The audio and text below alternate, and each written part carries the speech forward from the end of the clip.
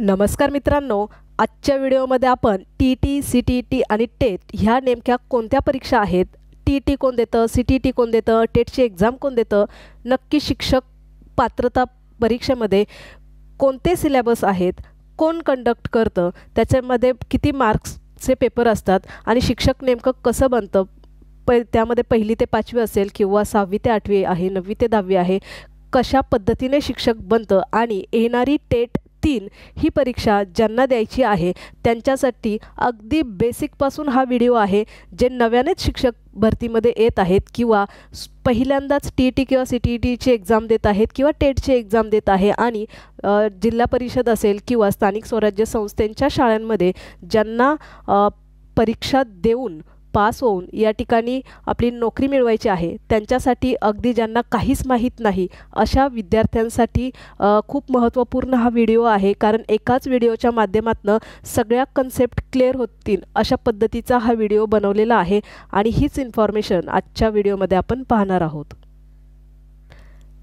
त्यापूर्वी आपण आता सगळ्यात प्रथम हे समजून घेऊया की टी-ई-टी म्हणजे काय, सी-टी-टी म्हणजे काय आणि टेट म्हणजे काय.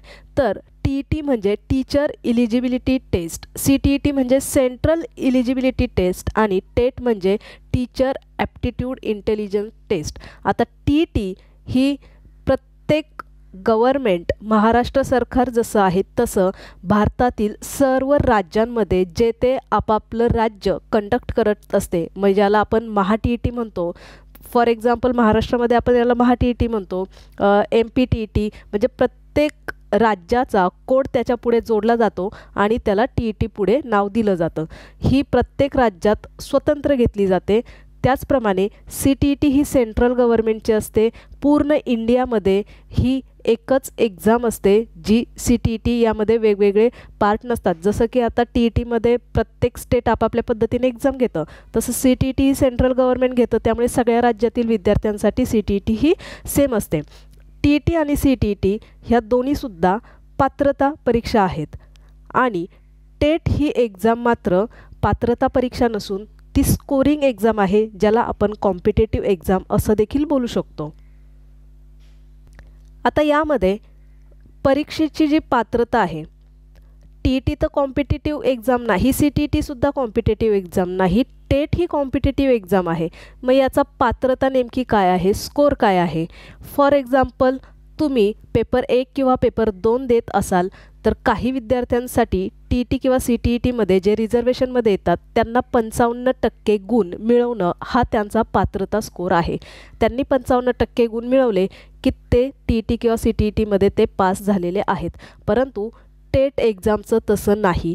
टेट एक्झाममध्ये तुम्ही जेवढे जास्तीत जास्त स्कोर घ्याल तेवढे जास्तीत जास्त तुमचे चान्सेस नोकरीचे पक्के होतात. कारण त्यामध्ये विदाऊट इंटरव्ह्यू आणि विथ इंटरव्ह्यू अशा प्रकारचे लिस्ट लावल्या जातात. हे भरती प्रक्रियेचं ते स्वरूप आहे. त्यामुळे आणि म्हणून तुम्हाला टेटमध्ये जास्त स्कोर घ्यावा लागतो. परंतु टी-ई-टी किंवा सी-टी-ई-टी ह्या फक्त पात्रता परीक्षा आहेत. त्यामुळे त्यामध्ये तुम्हाला स्कोरिंगची गरज नाही, फक्त तुम्हाला पासिंगची गरज आहे. आणि जे ओपन कॅटेगरीचे कॅन्डिडेट्स आहे त्यांच्यासाठी फक्त 90 मार्क्स म्हणजेच 60% मार्क्सची गरज असते. 60% मार्क्स मिळाले तर तुम्ही पास असता. परंतु काही असे देखील स्टुडंट आहेत ज्यांच्यासाठी 15% कन्सेशन असतं. जसं 5% रिझर्वेशनमधून मुलांना कन्सेशन आहे, तसं 15% देखील काही मुलांना कन्सेशन आहे. म्हणजे डिपेंड करतं, नोटिफिकेशनमध्ये ह्या गोष्टी मेन्शन असतात. परंतु टी-ई-टी असेल किंवा सी-टी-ई-टी असेल ह्या पात्रता परीक्षा आहे. जर ओपन कॅटेगरीचा विचार केला तर 90 मार्क्सला म्हणजेच 60% पास असतं आणि टेट मात्र पास नापास असं काही नसतं. अगे 1 मार्क्स जरी एखाद्या विद्यार्थ्याला असेल तरीसुद्धा तो पुढील भरतीसाठी पात्र असतो. परंतु स्कोर हा ज्याचा हाय असतो ते मेरिटनुसार त्या विद्यार्थ्यांचं सिलेक्शन होतं. यानंतर आपला पुढचा मुद्दा आहे तो म्हणजे की ह्या परीक्षेचं आयोजन नेमकं कोण करतं. आता टी-ई-टी झालं, सी-टी-ई-टी झालं, टेट असेल, यांचं पात्रता समजली की कोण किती मार्क्सला पास असतं. परंतु ह्या एक्झाम कोण घेतं, कोण कंडक्ट करतं, त्याचं आयोजन नेमकं कोण करतं. तर जी टी-ई-टी असते ती जसं महाराष्ट्रासाठी MSCE हे कंडक्ट करत असते. MSCE म्हणजेच काय, Maharashtra counselling Maharashtra state board of counselling education हे MSCE कंडक्ट करत असते TETचे एक्झाम. तसंच प्रत्येक राज्य आपापली एक्झाम कंडक्ट करत असतं. त्याचप्रमाणे CTET ही संपूर्ण इंडियामध्ये सगळ्याच राज्यांमध्ये सेमच असल्यामुळे ती central board of education conduct करत असते. ती दिल्लीवरनं कंडक्ट करत असतं. त्यांचा मेन बोर्ड दिल्लीला आहे. टेट हे एक्झाम प्रत्येक राज्य आपापल्या ठिकाणी कंडक्ट करत असते. ती देखील MSCE कंडक्ट करत असते. म्हणजेच TET आणि टेट ह्या एक्झामसुद्धा MSCE हेच कंडक्ट करत असतं, जे पुण्याला बोर्ड आहे. त्यानंतर या ठिकाणी आयोजन कोण करतं हे झालं. त्याचप्रमाणे या परीक्षांसाठी नेमका कोणत्या परीक्षेला किती वेळ दिला जातो, तर TET ही पात्रता परीक्षा असल्याने या परीक्षेसाठी एकूण 150 गुण असतात आणि 150 गुणांसाठी 150 मार्क्स असतात आणि 150 मिनिट वेळ दिला जातो. म्हणजेच 150 मिनिट म्हणजे जवळजवळ 2.5 तासांचा कालावधी यामध्ये असतो. सेम त्याचप्रमाणे CTETला देखील सेम वेळ असतो. 150 प्रश्न असतात, 150 गुण असतात आणि 150 मिनिटाचा वेळ दिला जातो. म्हणजेच 2.5 तास वेळ या ठिकाणी दिलेला असतो. भरपूर वेळ असतो. परंतु TETमध्ये आणि CTETमध्ये प्रश्नांच्या संख्या जरी सेम असेल तरी प्रश्नांचा जो लेंदीपणा आहे तो खूप वेगळा आहे. TETपेक्षा CTETचे क्वेश्चन हे पर्यायाने जास्त लांब असतात, कारण जसजसं वर्ष पुढे जात चाललेलं आहे त्याप्रमाणे प्रश्नांची संख्या ही लेंदी करण्यात आलेली आहे. आणि एका प्रश्नासाठी तर 4 ऑप्शन असतातच. TETला असेल किंवा CTETला असेल, दोघांना सुद्धा एका प्रश्नासाठी 4 ऑप्शन असतात. टेटला देखील एका प्रश्नासाठी 4 ऑप्शन असतात. परंतु CTETची लेंदीपणा हा थोडासा जास्त वाढलेला आहे. TETचे पेपरची संख्या जर तुम्ही मोजली, टोटल पेजेस मोजले तर ते कमी भरतील आणि CTETचे मोजले तर ते बऱ्यापैकी प्रमाणात जास्त पेजेस भरतील. म्हणजेच वेळ सेम आहे, मार्क्स सेम आहे, पात्रता सेम आहे, परंतु थोडासा लेंदी पेपर जास्त आहे. परंतु TET आणि CTETमध्ये वैचारिक पातळी थोडीशी वेगळी असल्याने TETच्या मानाने CTETचा पेपर कंपॅरिझनने थोडासा सोपा असतो. आता ह्या परीक्षा देण्यासाठी नेमकं कोण पात्र आहे? परीक्षा देण्यासाठी पात्रता काय असावी लागते? आता TET किंवा CTETची एक्झाम कोण देऊ शकतं, तर ज्यांचं D.Ed झालेलं आहे, B.Ed झालेले आहे असे विद्यार्थी TET किंवा CTETची एक्झाम देऊ शकतात. परंतु CTETची एक्झाम देताना जे D.Ed B.Ed ॲपियरवाले विद्यार्थी आहेत ते देखील CTETची एक्झाम देऊ शकतात. ज्यांनी नव्याने ॲडमिशन घेतलेलं आहे ते देखील देऊ शकतात. परंतु TETमध्ये मात्र जे लास्ट इयरला D.Ed B.Ed करत आहेत त्यांना ॲप्लिकेशन करता येतं. त्याचप्रमाणे टेट ही एक्झाम कोण देऊ शकतं, तर ज्यांचं D.Ed झालेलं आहे, B.Ed झालेलं आहे आणि जे पेपर 1 किंवा 2साठी त्यांचं पेपर 1 असेल किंवा पेपर 2 असेल, 1ली ते 5वीसाठी पेपर 1 आणि 6वी ते 8वीसाठी पेपर 2, हे ज्यांचं आहे ते टेटची एक्झाम देऊ शकतात. किंवा ज्यांचं D.Ed B.Ed झालेलं आहे ते टेटची एक्झाम देऊ शकतात. परंतु जेव्हा तुमचं विषयानुसार सिलेक्शनची प्रोसिजर येईल तेव्हा तुमची पात्रता बाकीच्या गोष्टी कंप्लीट असणं गरजेचं आहे. मग त्या टेटच्या एक्झामच्या नोटिफिकेशनच्या वेळेस लिहिलेलं असतं की कोणत्या तारखेपर्यंत तुमचे डॉक्युमेंट्स व्हॅलिड पकडले जातील. मग त्यावेळेसची पात्रता लक्षात घेऊन मग टेट एक्झामसाठी तुम्ही पात्र असता. यानंतर आता मार्कशीटची जी व्हॅलिडिटी आहे ती काय आहे? आता सुरुवातीला जेव्हा TET किंवा CTET ही लागू करण्यात आली 2010मध्ये एका मंत्रिमंडळामध्ये त्याची बैठक बसली आणि 2010च्या बैठकीमध्ये निर्णय झाला की विद्यार्थ्यांना त्या शिक्षकांसाठी TET किंवा CTET ही पात्रता परीक्षा कंपल्सरी करण्याचा आणि 2011 पासून CTET ही परीक्षा कंपल्सरी एक्झाम घ्यायला सुरुवात केली आणि महाराष्ट्रामध्ये 2013 पासून TETची एक्झाम घेण्यासाठी सुरुवात केली. त्यानंतर आता काही वर्ष याची व्हॅलिडिटी ही 5 वर्ष, काही वर्ष 7 वर्ष होती. परंतु 2014च्या एका निर्णयानुसार ही मर्यादा ही लाईफ लॉंग केलेली आहे, लाईफ टाईम केलेली आहे. म्हणजेच तुमचं मार्कशीट हे कायमस्वरूपी व्हॅलिड पकडलं जाणार आहे हे शेवटपर्यंत.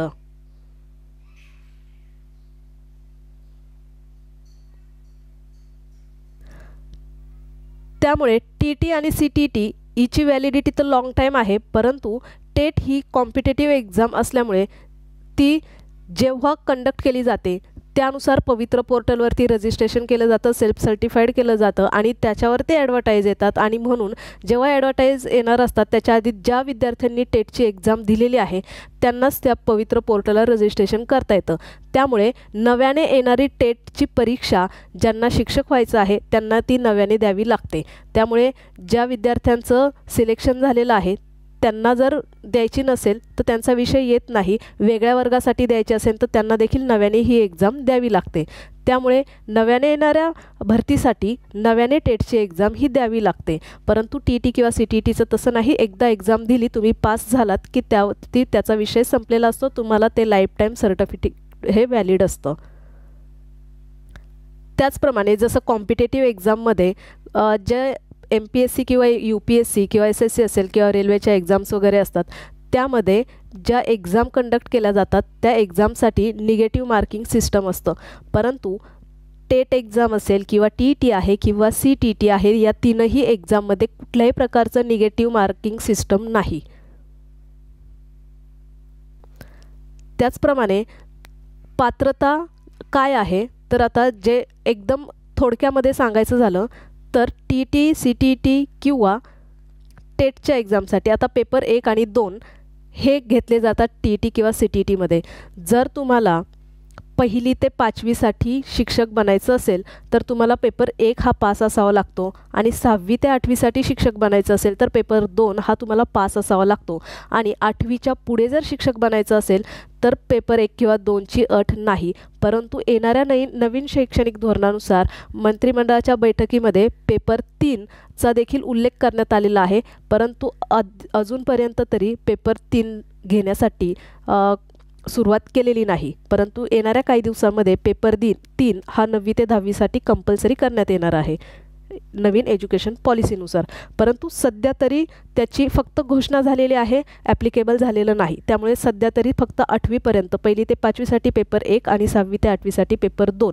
आता 1ली ते 5वीमध्ये ज्यांचं DED झालेलं आहे त्यांना पेपर 1 देता येतो, ज्यांचं BEd झालेलं आहे त्यांना पेपर 2 देता येतो. प्लस ज्यांचं DED झालेलं आहे परंतु त्यांचं ग्रॅज्युएशन कंप्लीट आहे त्यांना पेपर 2 देखील देता येतो 6वी ते 8वीसाठी. फक्त त्यांचं ग्रॅज्युएशन कंप्लीट असावं लागतं. सुरुवातीला जे BEdचे विद्यार्थी होते त्यांना पेपर 1 हा देता येत होता, परंतु सरकारच्या एका गॅझेटनुसार BEdवाल्यांना पेपर 1साठी बॅन केलेलं आहे आणि आता BEdवाले पेपर 2 देऊन 6वी ते 8वी या विद्यार्थ्यांसाठी पात्र आहेत. आणि 9वी ते 10वीसाठी देखील BEdवाले पात्र आहेत, परंतु त्याला पेपर 1 किंवा पेपर 2ची गरज लागत नाही. परंतु BEdवाले पेपर 1 आता देऊ शकत नाही अशी सिच्युएशन झालेली आहे, कारण ते एका गॅझेटने BEdवाल्यांसाठी पेपर 1 हा रद्दच करण्यात आलेला आहे. मग तो TT असेल किंवा CTETचा असेल. त्याचप्रमाणे आता पेपरची काठिण्य पातळी नेमकी काय असते तर जेव्हा TETचा पेपर असतो, समजा TETच्या पेपरमध्ये तुम्हाला पेपर 1 तुम्ही देत असाल तर त्या पेपर 1ची काठिण्य पातळी ही तुमच्या 1ली ते 5वीच्या मुलांच्या मेंटल हेल्थवरती परिणाम करणारी, चांगले असे पॉझिटिव्ह परिणाम करणारे असेल अशा याच्यावरती सिलेबस ठरलेला असतो. आणि त्यानुसारच CTETवरती जास्तीत जास्त पॅडॉलॉजीवरती हे प्रश्न विचारले जातात. भरपूर मुलं ही पॅडॉलॉजीमधनंच फक्त पास होतात, बाकीचा त्यांना अभ्यास करायची गरजसुद्धा पडत नाही. त्यामुळे 1ली ते 5वीचा वयोगट लक्षात घेऊन त्यावरती जास्तीत जास्त प्रश्न विचारले जातात आणि पेपर 2मध्ये 6वी ते 8वीचा वयोगट विचारात घेऊन त्या वयाच्या विद्यार्थ्यांच्या अनुसरून प्रश्न हे विचारले जातात. म्हणजेच काठिण्य पातळी ही 1ली ते 5वी आणि 6वी ते 8वी पेपर 2साठी ही त्याची काठिण्य पातळी असते. त्याचप्रमाणे जे TET आहे ते NCERT फॉलो करतं, CTET देखील NCERT फॉलो करतं, त्यात काही वाद नाही. म्हणजे 1ली ते 5वीचे NCERTचे जे बुक्स आहे त्यातून अभ्यास केला तरी चालतो. त्याचप्रमाणे पेपर 1 आणि पेपर 2साठी दोन्ही गोष्टींसाठी जेव्हा एक्झामचं स्वरूप निघतं तेव्हा ह्या गोष्टी ठरलेल्या आहेत की त्या ठिकाणी सिलेबस दिलेला असतो की बालविकास आणि अध्यापनशास्त्र यासाठी 30 गुण दिलेले असतात. तुम्ही भाषा एक कोणतीही निवडू शकता. जी तुमची मातृभाषा आहे ती एक निवडू शकता, जी तुमची स्ट्रॉंग भाषा आहे ती एक निवडू शकता. त्यामध्ये बऱ्यापैकी भाषा दिलेल्या असतात, त्यापैकी तुम्ही कोणत्याही 2 भाषा निवडू शकता आणि त्यावरती 30-30 प्रश्न हे विचारले जातात. त्यानंतर गणित, आता पेपर 1 आहे तिथे सगळेच विषय कंपल्सरी असल्यामुळे गणित आणि त्यानंतर पर्यावरण अभ्यास असं 30-30 मार्क्स हा 150 मार्क्सचा पेपर असतो. कारण त्यामध्ये स्पेशलायझेशन नसतं 1ली ते 5वीच्या विद्यार्थ्यांसाठी. परंतु TETचा जो पेपर 2 असतो यामध्ये स्पेशलायझेशन असतं, त्यामुळे त्याच्यामध्ये बालविकास आणि अध्यापनशास्त्र 30 मार्क्सला असतं. भाषा 1-2 तुम्ही कोणतीही निवडू शकता आणि त्या भाषेचे तुम्हाला 30-30 असे 60 प्रश्न असतात. आणि नंतर तुम्ही गणित, विज्ञान आणि समाजशास्त्र या दोन्हींपैकी कोणताही एक विषय घ्यायचा असतो जो तुम्हाला 60 मार्क्सचा असतो. आता गणित विज्ञान कोण घेतं तर ज्या विद्यार्थ्यांचं सायन्स बॅकग्राऊंड आहे ते गणित आणि विज्ञान घेतात आणि समाजशास्त्र ते विद्यार्थी घेतात जे आर्ट्स बॅकग्राऊंडचे आहे. कॉमर्स बॅकग्राऊंडचे विद्यार्थी दोन्हींपैकी कोणताही घेऊ शकतात, परंतु जास्तीत जास्त त्यांचे जे विषय आहे ते विषय जास्तीत जास्त सोशल सायन्समध्ये कन्वर्ट होतात की मॅथ्स सायन्समध्ये कन्वर्ट होतात ह्या गोष्टींचा विचार करून त्यामध्ये पेपर सायन्सचा द्यायचा, सोशल सायन्सचा द्यायचा की सायन्स मॅथ्सचा द्यायचा हे ठरवलं जातं. कारण त्याचं देखील MSCने एका परिपत्रकामध्ये स्पष्टपणे लिहिलेलं आहे की कोणत्या विद्यार्थ्यांनी कोणता पेपर द्यायचा आहे. दुसरी गोष्ट म्हणजे की यामध्ये काठिण्य पातळी तर झाली आणि ऑनलाईन मोड असतो की ऑफलाईन मोड असतो. आता TETचा आत्तापर्यंत महाराष्ट्र सरकारने ऑफलाईन मोडनेच एक्झाम कंडक्ट केलेली आहे. त्याचप्रमाणे CTET ही एक्झाम केंद्र सरकारने काही वर्ष ऑफलाईन मोडने घेतली, काही वर्ष ऑनलाईन मोड केला आणि आताच्या सध्याच्या तारखेला ही ऑफलाईन मोडने चालू आहे. त्याप्रमाणे टेट ही एक्झाम एकदा ऑनलाईन पद्धतीने झालेली आहे आणि आता एकदा ऑफलाईन पद्धतीने देखील ती झालेली आहे आणि येणारी परीक्षा ही कदाचित ऑफलाईन पद्धतीनेच घेण्यात येणार आहे. आणि यासाठी कंपन्यांची निवड केली जाते. जर ऑनलाईन पद्धतीने जर एक्झाम कंडक्ट करायची असेल तर IBPS आणि TCS या 2 कंपन्यांसोबत आत्तापर्यंतच्या अनुभवानुसार तरी ह्या 2 कंपन्या निवडण्यात आल्या होत्या. आता पुढे जाऊन कोणत्या कंपनीची निवड केली जाईल हे परीक्षा परिषदेलाच माहीत, परंतु सध्या तरी IBPS आणि TCS या कंपन्यांची निवड आत्तापर्यंतच्या एक्झामसाठी करण्यात आलेली आहे. आणि शिक्षक भरतीच नाही तर बऱ्यापैकी ज्या सरळ सेवा पदभरती आहेत त्यासाठी हे 2 पॅटर्न पर्यायाने जास्त प्रमाणात फॉलो केले जातात आणि सगळ्याच परीक्षा एक्झामवाले IBPS आणि TCS पॅटर्ननुसारच चालतात शक्यतो. आता आपण आपल्या शेवटच्या मुद्द्याकडे येऊया जो अतिशय महत्त्वाचा आहे. तर आता ह्या सगळ्या गोष्टी फॉलो करून जे ऑलरेडी पास आहेत ज्यांना आता टेट 3 ही एक्झाम द्यायची आहे, ॲप्रॉक्सिमेट टेट 3 ही फेब्रुवारीच्या आसपासचे चान्सेस हे जास्त आहेत. त्याचं नोटिफिकेशन निघू शकतं किंवा एक्झाम होऊ शकते, परंतु आता फेब्रुवारी 2025 थोडंसं तुम्ही असं पकडून चला की त्या दरम्यान एक्झामचे चान्सेस जास्त आहेत. आता यामध्ये बघा जसं TET किंवा CTETला तुम्हाला 60% पाडणं गरजेचं आहे, म्हणजेच 90 मार्क्स पाडणं हे गरजेचं आहे ओपन कॅटेगरीसाठी आणि त्यानंतर तुम्हाला पुन्हा ती एक्झाम द्यायची गरज पडत नाही. त्यासाठी 150 प्रश्न, 150 गुण आणि 150 मिनिट्स म्हणजे भरपूर 2.5 तासांचा वेळ दिलेला असतो. परंतु टेट एक्झामचं तसं नाही. टेट एक्झाम ही 200 मार्क्सची असते. 200 मार्क्सची टेट एक्झाम असून पण त्यासाठी मिनिट्स हे कमी दिलेले असतात, म्हणजे 2च तास त्यामध्ये दिलेले असतात, 120च मिनिट्स दिलेले असतात. त्यामुळे याची थोडीशी आता हे कॉम्पिटेटिव्ह एक्झाम असल्यामुळे ऑब्वियसली यामध्ये थोडाफार ह्या गोष्टी असणारच आहेत. आणि ह्या एक्झामचा सिलेबस काय असतो तर इंग्लिश लँग्वेज असते, 15 प्रश्न असतात, 15 मार्क्सला असतात. मराठी भाषा 15 प्रश्न 15 मार्क्सला असतात. यामध्ये देखील तुम्हाला मराठी, हिंदी, इंग्लिश आणि उर्दू माध्यमातून ही एक्झाम देता येते. तसे ऑप्शन त्या ठिकाणी दिलेले असतात. त्यानंतर तुमचं जनरल नॉलेज आहे, 30 प्रश्न असतात, 30 मार्क्सला असतात. ते तुम्ही मराठी किंवा इंग्लिशमधून देऊ शकतात. पुन्हा बालमानसशास्त्र व अध्यापनशास्त्र आहे म्हणजेच पेडॉलॉजी, 30 प्रश्न आहेत, 30 मार्क्स आहेत. अंकगणित आहेत 30 प्रश्न 30 मार्क्स आणि बुद्धिमत्ता आहे यामध्ये डायरेक्ट हे 80 प्रश्न. याची विभागणीच अशी केलेली आहे की वरचे जे हे बाकीचे आहे 1 ते 5 पॉईंट जे आहेत ते 120 प्रश्न यामध्ये डिवाइड केलेले असतात. 120 प्रश्न आणि खाली 80 प्रश्न 120 आणि 80 प्रश्न असे एकूण 200 प्रश्न आणि 200 गुण अशी याची विभागणी केलेली असते.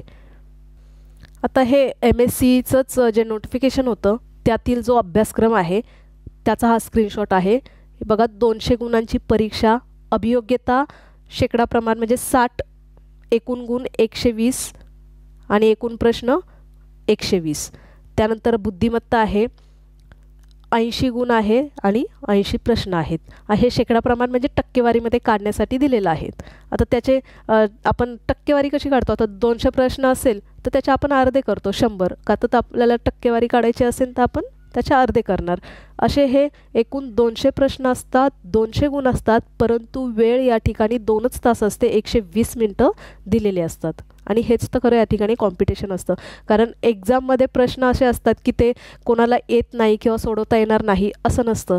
सोपे प्रश्न असतात, ग्रॅज्युएशन लेवलपर्यंत विचारले जातात.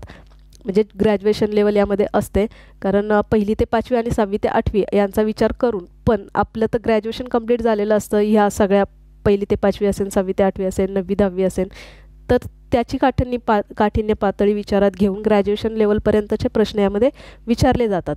आणि त्यानुसार सगळ्यांनाच सगळे प्रश्न सॉल्व करता येतात. पण कोण किती पटकन क्विक ह्या गोष्टी सोडवतं ते डिपेंड करतं. अशा प्रकारे आपण एकाच व्हिडिओच्या माध्यमातून TET असेल, CTT असेल किंवा टेट आहे याचं मार्कशीट कसं असतं, कोणते पेपर असतात, किती मार्क्सला पास असतं, त्याचा मोड काय असतो, कोण एक्झाम कंडक्ट करतं, आणि मेन म्हणजे आता नव्याने शिक्षण क्षेत्रात येणारे जे शिक्षक आहेत त्यांच्यासाठी अतिशय महत्त्वाच्या अशा माहितीसोबत आजचा व्हिडिओ आपण या ठिकाणी थांबवूयात.